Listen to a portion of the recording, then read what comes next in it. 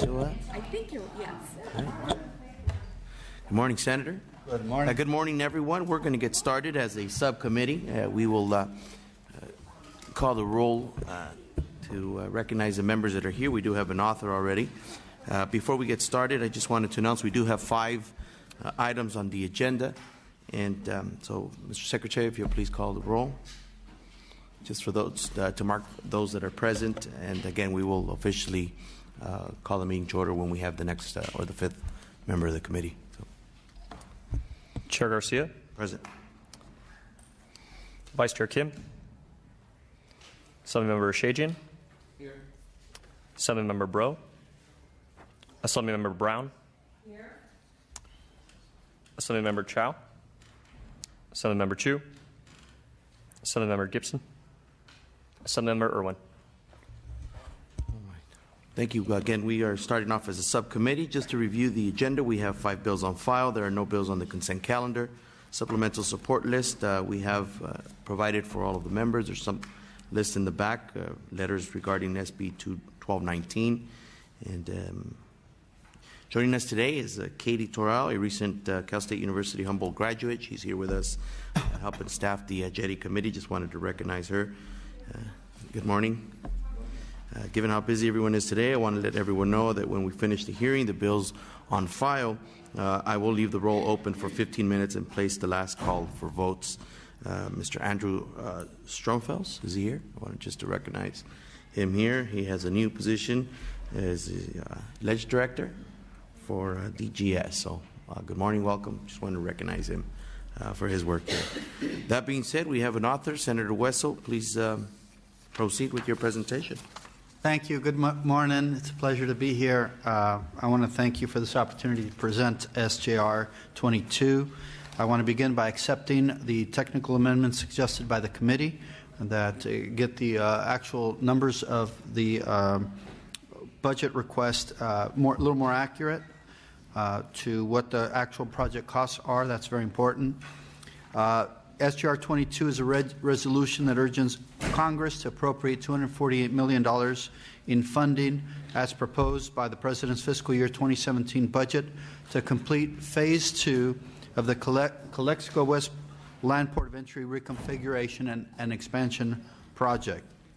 In 2015, Congress appropriated $98 million for the construction of Phase 1 of the Calexico West Land Port of Entry. The work on this phase is due to be finalized in 2018. Congress is currently considering an additional appropriation for the second phase of this project. Phase 2 would improve transportation of goods, strengthen our national security, reduce the port's carbon footprint, and facilitate economic growth for the County of Imperial and the state and the entire nation. Empirical data suggests that there is no investment this state can make or the federal government can make that would have a greater benefit on both the environment and the economy as reducing border wait times at the border. The payback in many instances has been measured at up to $2 billion economic growth for our state every single year. Border delays increase transportation costs, they interrupt manufacturing cycles, they add to labor costs and generate harmful environmental impacts. On an average day, more than 15,000 privately operated vehicles and nearly 20,000 pedestrians enter the United States through the Calexico Land Port of Entry. California exports to Mexico in amounts of approximately $26.8 billion a year. At least that was the figure for 2015. That was a 5.5 increase from 2014. We can't ignore that Mexico is an important trading partner and that facilitating travel between California and Mexico is very, very important to many California businesses and to the important economic, cultural, and social ties between our two respective societies. Mexico is currently our second largest goods trading partner with $72 billion in total goods traded during 2015, with good exports totaling $26.8 billion and goods imports that total $45 billion. The funding provided for both phases will ensure that our border efficiencies help reduce border wait times and congestion, and to ensure our cross-border traffic and economies are minimally impacted. I ask for your support for this important measure, urging Congress to allocate this funding for the benefit of California's economy and our communities. All right. Thank you, Senator, for your presentation. You have someone speaking, I'm assuming, in favor of the resolution. Yes, good morning, Mr. Chair, members. Richard Harmon on behalf of the County of Imperial. We'd like to thank the author for bringing this critical resolution forward, and the chair for co-authoring it. Senator very well articulated the need for this. For those of us who've lived down in Imperial County, the new port of entry on the east side of Calexico is already 22 years old, and the one downtown is much, much older. And this is good for national security, is good for goods movement, is good for moving people across, and it's good for the environment. So for all those reasons, we strongly support this resolution. Thank you. Any other speakers in favor?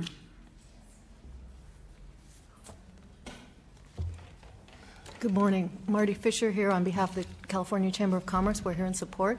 It's really important to facilitate the movement of goods and people back and forth across the border.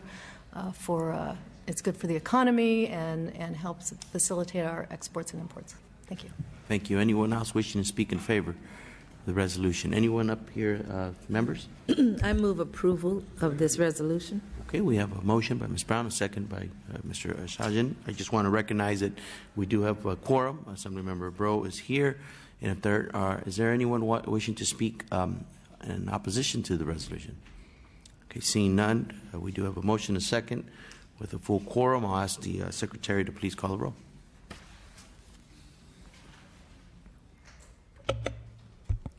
Motion is due pass with amendments. Chair Garcia? Aye. Garcia, aye. Vice Chair Kim? Shajian? Aye. Shajian, aye. Bro? Aye. Bro, aye. Brown? Aye. Brown, aye. Chow? Chu? Gibson? Irwin? Irwin, aye. Thank you. All right, we will leave the call open for other members to add on. And do we have any other authors here? So we'll see if the sergeants can get us a couple of authors.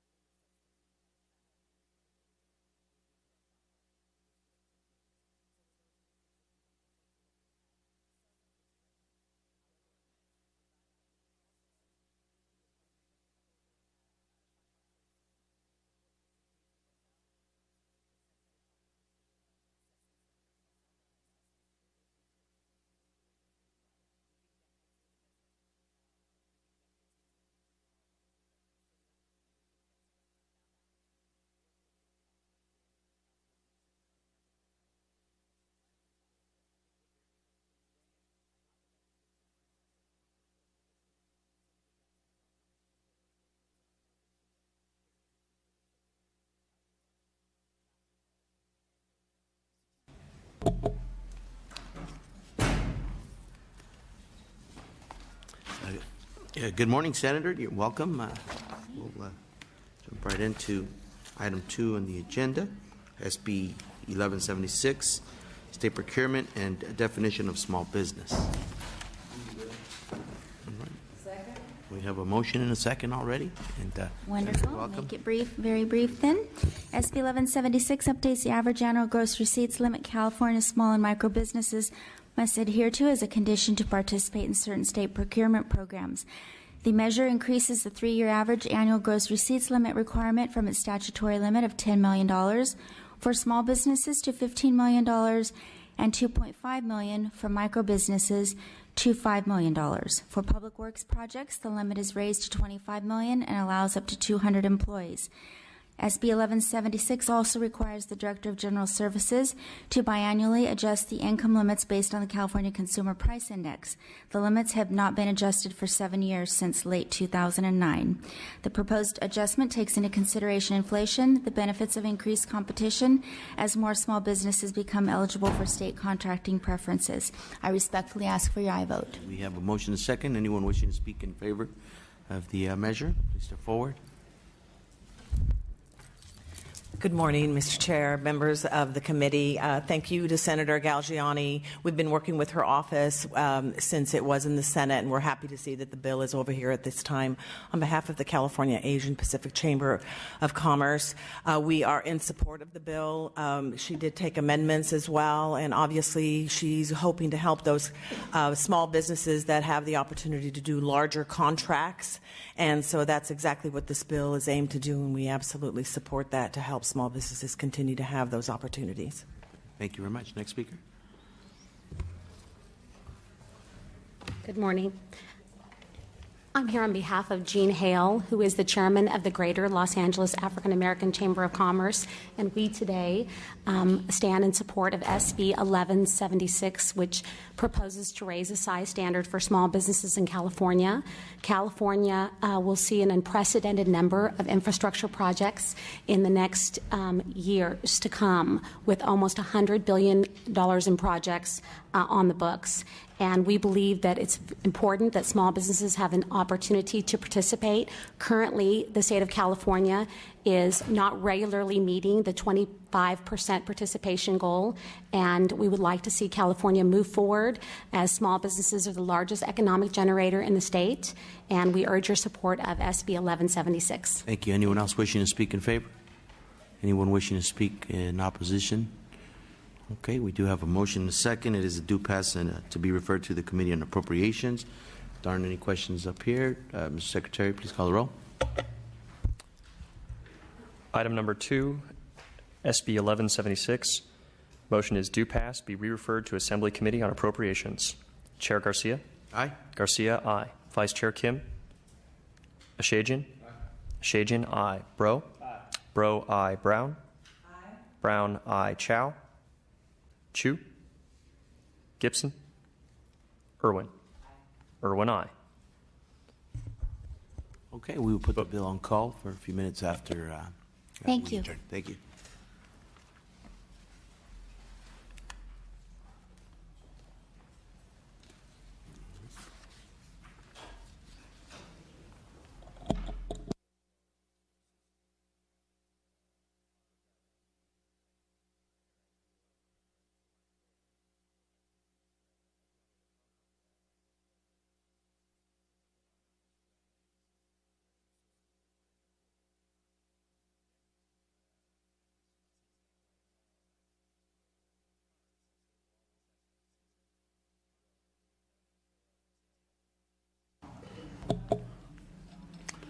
All right, good morning. We have another author, Assemblymember Alejo. This is Assembly Joint Resolution 3, normalizing trade relations with Cuba. You may proceed, Mr. Alejo, Assemblymember. Thank you very much, Mr. Chairman and members. AGR 3's purpose is to allow the Assembly and the Senate to urge the United States Congress to recognize the importance of normalizing trade relations and commercial airliner travel to and from Cuba. By normalizing trade relations with Cuba, it would restore commercial airline service between both countries, allowing the 89,000 Californian Cuban-American citizens with the opportunity to visit family members and increase remittances practices. According to the United States Embassy in Havana, authorized travel to Cuba by the United States citizens increased by over 50% since travel restrictions were eased in December of 2014. In addition, by increasing trade with Cuba, the United States and the state of California's exporters would be able to participate in trade more so than they would today due to the complexity of the TSRA regulations.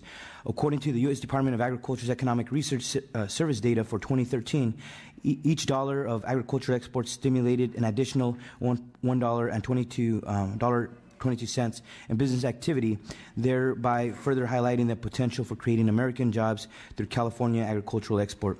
California is the main producer of delicate fresh fruits and vegetables such as strawberries, raspberries, lettuce, broccoli, artichokes, and cauliflower. These are all fruits and vegetables that contain that are essential for nutrition in Cuba, for Cuba's population.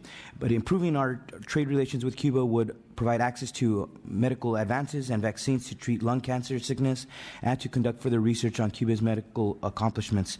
Normalizing trade relations with Cuba would enable California, the Cuban government, and its people to exchange dialogue and the opportunity to work towards a healthier relationship of trade and influence on one another. And I respectfully ask for your aye vote on this important resolution. Thank you. The recommendation is due pass with amendments.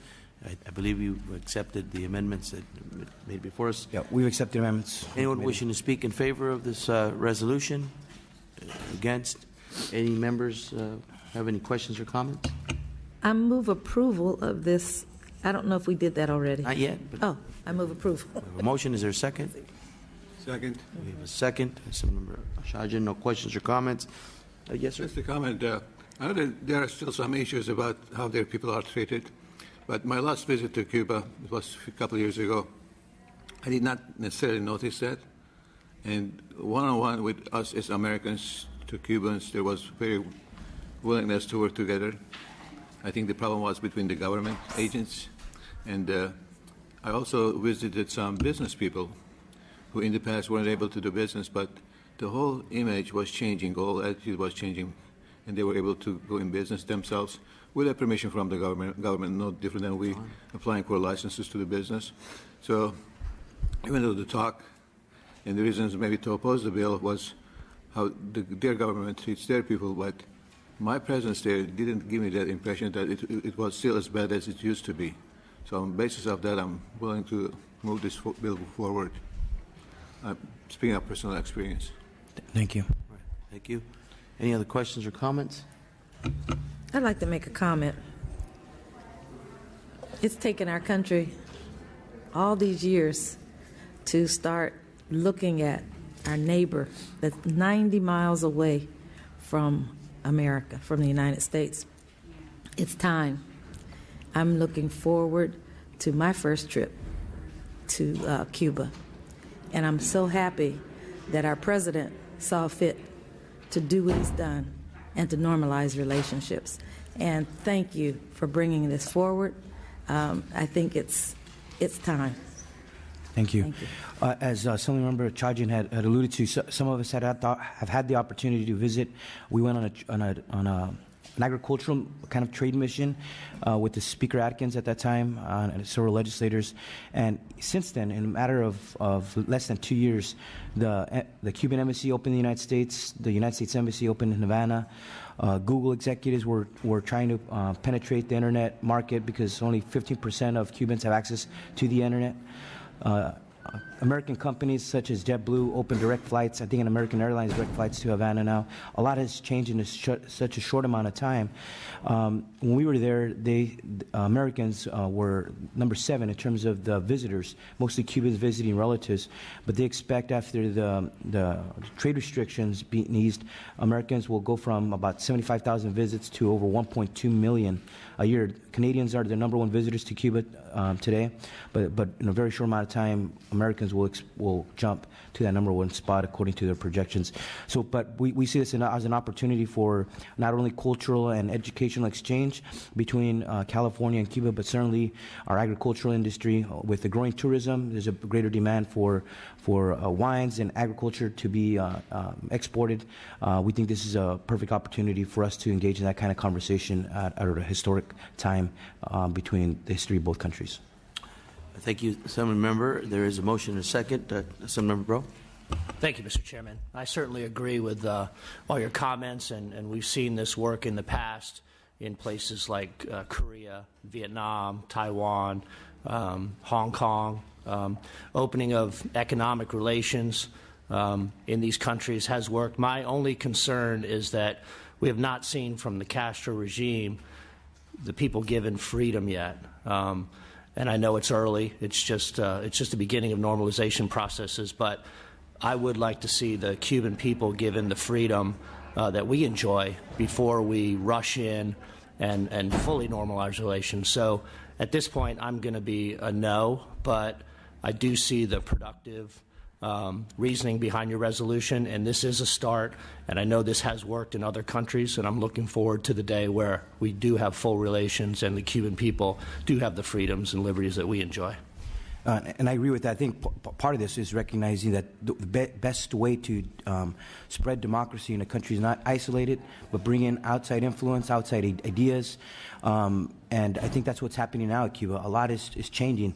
And when you were there and you talked to your average Cuban, you could disagree between the politics of their country, but you speak to an average Cuban, there's a great admiration and respect for Americans. They know their future is tied to having a good relationship with the United States. And you talk about, this is a population where there's almost no crime. They have the highest literacy rate in the Western Hemisphere. And they follow American politics like probably no other person on earth, following what happens here in our country, because they know they want to have a better future, but it's tied to having a normalized and better relationships with our country. So for me, I found that fascinating visiting, and when you talk to your Cuban, how much they follow and how much they want to have this relationship be successful, and the opening up ideas within their own country, which will happen inevitably by pursuing these types of efforts. All right. Anyone else wishing to speak? Thanks. Thank you, Mr. Alejo, for bringing the bill forward. As my colleague just mentioned, I too agree that improved trade relations between the United States and Cuba would probably bring in some changes in terms of Cuba getting to the level where it will be on par with the international community, and trade and economic relations does help businesses to bring in their companies and increasing the level of, by not just doing business, but it also brings the cultural exchanges and whatnot. I totally get that, and having worked on this kind of issues for over 2 decades, when I was working as a congressional staff, I too have concern about the human rights aspect of it. As you know, the lifting the embargo or normalizing the trade relations with another country, it can only be done by an act of Congress.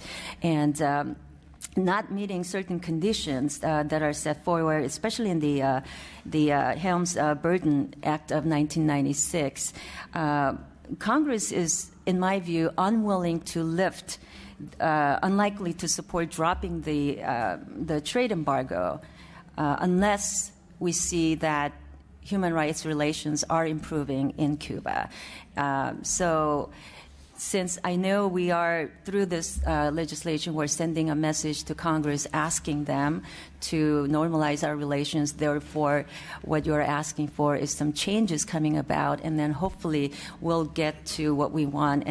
But I think I would like to see it the other way. We do have certain level of relationship going on right now. I would like to see that some changes happening, and the government in Cuba is improving to the level that we've been asking and release some of the prisoners that they have. I mean, there's got to be some level of give and take here, and I want to see that before we can officially normalize our relations. And again, this is a resolution asking Congress to do that, and as I mentioned, Congress, in my view, is unlikely to lift the embargo without seeing the improvements in the human rights aspect of it. So for that, I would not be able to support this today. Yeah, I understand. But people said that many things were impossible, and we had almost a complete isolation since after 1959 between the United States and Cuba. And you talk about just easing some restrictions. Normalizing relationships is going to take a lot more time. A lot more conversations have to take place in terms of addressing the human rights, political prisoners, and all those other very important issues. But just in the short amount of time, as we mentioned earlier, in less than 2 years, there's been dramatic change. A dramatic increase in Americans visiting Cuba, and that's only going to increase. And I think it's going to help address the issues that we're hoping. Now, this is going to be one of those moments in history that 5 years, 10 years, we're going to be remembering this conversation right now and seeing that it was the right thing to do between both countries, that a lot of change will happen in the next 10 years as a result of just freeing up some of those restrictions, but not ignoring, not looking the other way on those human rights aspects that are important, but trying to address those as part of the conversation and part of asking for those changes to take place within Cuba. But this would be one of those historic moments we're going to look back and want to say this was the right thing to do for the Cuban people and for improved relationships between the United States and Cuba. Thank you. I appreciate your passion for it. I think this is something maybe we can revisit next time, a later time. Thanks. Senator Brown and then Mr. Sargent. Just because we're having this conversation, I think it's important for us to look at the world and look at how many relations we've normalized since we went under the embargo in 1959. I remember that embargo very, very well. I remember that we almost got into a really, really horrible, horrific war over that embargo.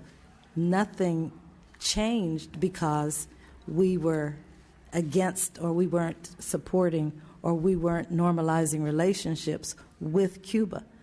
We've had apartheid in South Africa. It started right here in this body that said, United States, we told the Congress. Maxine Waters carried the legislation, if I remember correctly, told them that you must free those South Africans. It took a while, but those relations now, people don't even remember apartheid. Young people don't know what it was. So we have to, at some point, be leaders. This, for me, is leadership that Mr. Alejo has brought to us. And we, as a body, have an opportunity to lead the nation again and to say, let's normalize relations with Cuba. Thank you. Some member? Thank you. I don't want to repeat myself, but overall, I think it's a good step forward. And my thinking is that as this will be part of the negotiations the Congress will get into as how to address the humanitarian issues, but also by lifting the gate, having Cubans themselves have the experience to come visit us, or more of us to go visit them. I think they'll be the frontline fighters for their freedom rather than us keep pushing it, because then they will have the experience. They know the meaning of being as free as we are. I doubt it will get to that point, but again, this will be a good experience for them to come and see what freedom is about, and then them go back and fight their own government for their own freedom.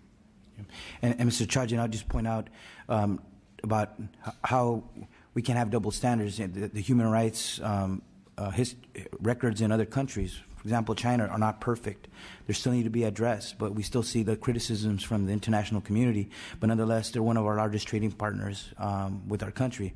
So we can't say it's fine to have trade with one country who doesn't have the best record on human rights, but said we can't have that same policy towards another country, a small island 90 miles away from Florida. We can actually push for the same, and using our economic influence to do that in the process. Thank you for the questions and comments to the author of the bill. I know that there are recommendations with amendments that will be taken on the floor. Perhaps another one to consider would be to incorporate the human rights component and really encouraging that aspect of what we're urging Congress to push And I appreciate you raising a couple points, particularly the double standard policies that perhaps could be, perceived with other good friends of our country, and yet their human rights may not be at the top of the list for doing a good job. I also think that by opening up the trade relations, there's a great opportunity to have a closer first-hand look at what's happening in Cuba, and also greater accountability that could potentially lead for greater human rights for the people of Cuba.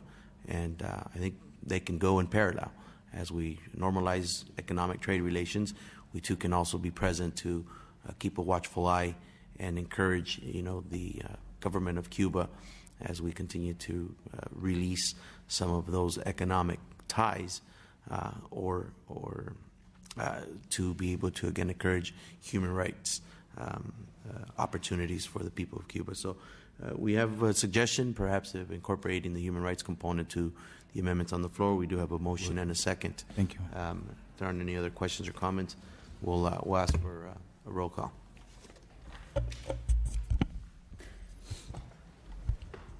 Item number 4, AJR 3. Motion is due pass with amendments. Chair Garcia. Aye. Garcia, aye. Vice Chair Kim. No. Kim, no. Ashajian. Ashajian, aye. Bro. No. Bro, no. Brown. Aye. Brown, aye. Chow. Aye.